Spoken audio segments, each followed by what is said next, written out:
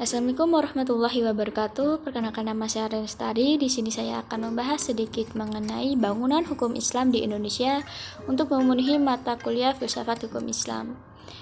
David Law dan Man-made law sebagai teori hukum Islam dikategorikan sebagai divine law karena aturan-aturan yang di dalamnya dibuat langsung oleh Tuhan untuk mengatur kehidupan manusia di dunia. Sebagaimana yang dapat kita pahami pula dari kutipan, konsep hukum menurut usul fikih pada dasarnya terletak di atas pandangan bahwa hukum itu bersifat keagamaan. Sejak periode paling awal sejarah Islam, hukum telah dipandang sebagai keluar dan merupakan bagian dari syariat. Adapun syariat sebagaimana telah dijelaskan adalah pola tingkah laku manusia yang diatur oleh Allah Subhanahu wa taala. Konsep hukum seperti itu sejalan dengan pandangan bahwa hukum itu harus bersumber langsung atau tidak langsung dari Allah, wahyu Tuhan yaitu Al-Quran, dan penjelasannya dari Nabi Muhammad SAW yang disebut sunnah. Bila kutipan tadi dikaitkan dengan politik, maka itulah yang disebut dengan nomokrasi negara Islam. Sifat nomokrasi negara Islam menunjukkan kepercayaan terhadap supremasi hukum suci yang menjadi sumber otoritas pemerintahan. Peraturan suci seperti secara inheren memiliki karakter supranatural dan yang luar biasa.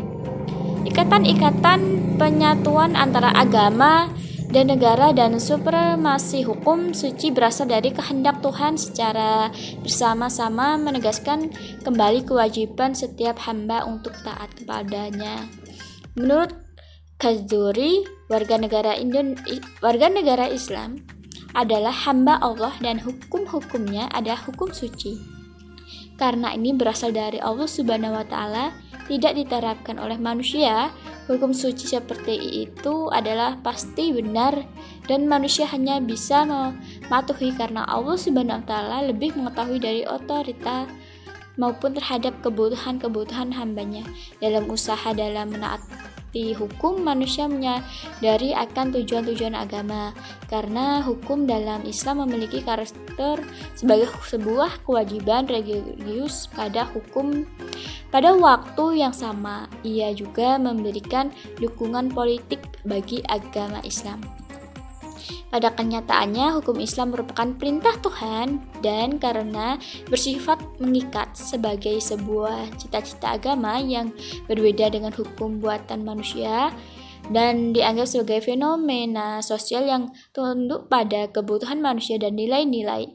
Karena alasan itu, hukum dalam pandangan pemikiran-pemikiran muslim pada kenyataannya bukanlah termasuk kajian yang independen dan empiris. Sebagai diimplikasi dari kedua faktor tersebut, yakni sifat sucinya dan ikatan yang kuat dengan tradisi-tradisi lama, hukum Islam berkembang menjadi sebuah hukum yang strategis yang bisa dianggap menjadi penghalang bagi terjadinya perubahan. Perkembangan hukum Islam di Indonesia. Pada bagian ini kita akan mendiskusikan relasi epistemologi hukum Islam di Indonesia dengan pembangunan hukum Islam di Indonesia dengan pembangunan nasional.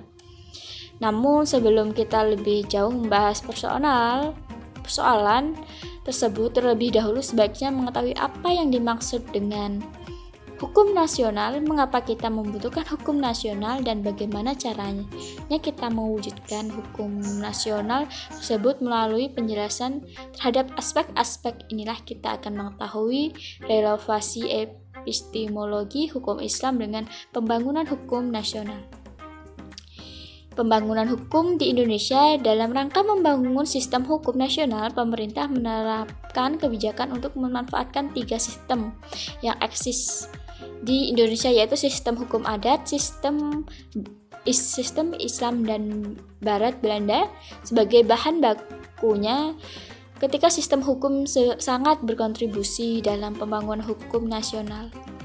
Tatanan hukum nasional Indonesia harus mengandung Ciri-ciri yang pertama, berwawasan kebangsaan dan berwawasan Nusantara. Kedua, mampu mengakomodasi kesadaran hukum kelompok, etnis, kedaerahan, dan keyakinan agama. Yang ketiga yaitu sejauh mungkin berbentuk tertulis dan terunifikasi. Yang keempat, bersifat rasional yang mencakup rasionalitas, efisiensi, rasionalitas, kewajaran, rasional, kaidah, dan nilai. Yang kelima yaitu responsif terhadap perkembangan aspirasi dan ekspektasi masyarakat. Perkembangan hukum Islam Indonesia, sarana dan prasarana. Berdasarkan penjelasan di atas tadi, tampak sekali dalam hal penetapan kebijakan hukum di Indonesia, pemerintah telah menjadikan hukum Islam sebagai bagaimana dari hukum nasional.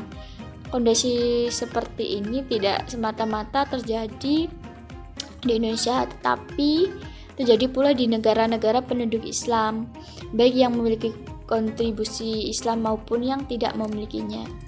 Sebagai sebuah sistem hukum atau bagian dari sebuah sistem hukum yang mempunyai teks tertulis dalam bidang-bidang yang dicakupnya, memiliki lembaga-lembaga peradilan sesuai tingkatan yang diperlukan, dan mempunyai alat penegak hukum untuk menjalankannya.